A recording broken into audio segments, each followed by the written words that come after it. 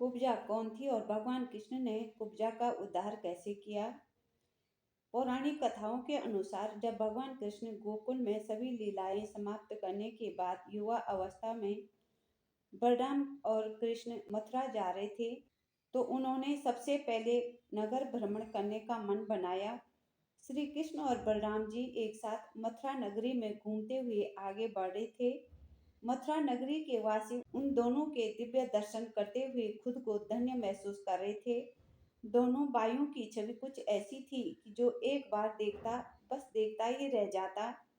कंस के अत्याचारों से परेशान मथुरा नगरी के लिए भगवान के दर्शन रेगिस्तान में ओस की बूंदों की तरह थे।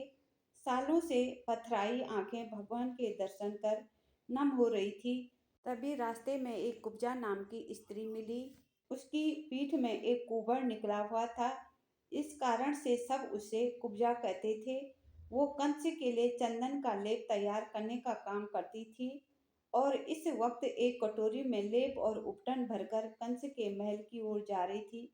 मथुरा में भगवान से मिलने वाली कुब्जा पहली नगरवासी थी। कुरूपता के कारण कुब्जा से कोई बात नहीं करता था। जैसे ही कृष्ण कुब्जा के पास पहुंचे, उन्होंने उसका रास्ता रोक लिया तो वह दूसरे रास्ते से जाने लगी। भगवान कृष्ण उसके रास्ते वहां भी खड़ी हो गए। तब उसने कहा कि तुम कौन हो? मुझे जाने दो, मैं कंस के दरबार में जा रही हूँ। अगर मुझे देर हो गई तो मुझे कंस दंड देगा। तब कृष्ण ने पूछा, सुंदरी तुम कौन हो और तुम्हारे हाथ में इस कटोरे में क्या है? तब कुब्जा ने कहा कि इसमें सुगंधित फूलों के रस और चंदन से बना उपटन है। यह कंस के लिए बनाया गया है। मैं कंस की दासी हूँ। मेरा नाम तो सैरेंद्री है, पर कुबड़ी होने के कारण मुझे कुब्जा कहते हैं। लेकिन तुमने सुंदरी क्यों कहा? मैं इतनी बदसूरत हूँ, सब लोग मुझे कुब्जा नाम से जानते हैं। भगवान कृष्ण ने कहा कि मैं रूप नहीं देखता, मैं तो मन देखता हूँ।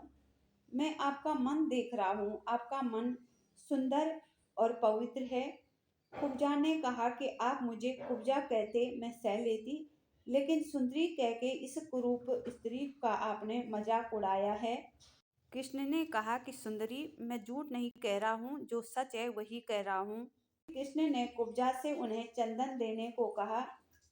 कृष्ण को देखकर कुब्जा का मन तो हो रहा था कि वह उन्हें खूब चंदन दे और उनकी खूब सेवा करे, लेकिन वह कंस के डर के मारे कृष्ण को मना कर देती है।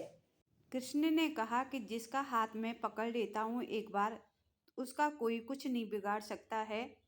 लेकिन जब कृष्ण बार बार आग्रह करते हैं तो वह भगवान को चंदन देने के लिए राजी हो जाती है। भगवान कृष्ण ने उसे स्थिर रहने के लिए कहा। उसके हाथ पे जो डंडी थी उसको फेंक दिया और अपने हाथ में कुब्जा का हाथ ले लिया। जैसे ही कुब्जा का हाथ हाथ में लिया, वैसे ही कुब्जा के अंदर एक आवाज आई। वो भगवान कृष्ण को एकटक देखने लगी। उसका मन मोहित सी हो गया। पूजा ने कहा कि आज तक इस नगरी में किसी ने मुझसे बात नहीं की। मेरा खुद का मन हो रहा था कि मैं आपको चंदन लगाऊं, लेकिन मैं कंस से डरती थी।